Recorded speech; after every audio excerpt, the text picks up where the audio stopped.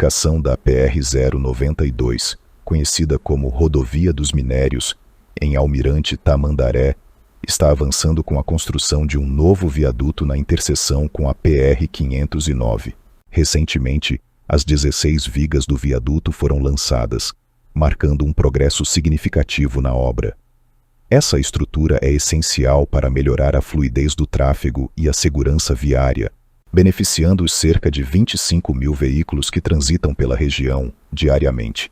A conclusão da duplicação, que inclui o viaduto, está prevista para setembro de 2025, com um investimento total de R$ 50,7 milhões.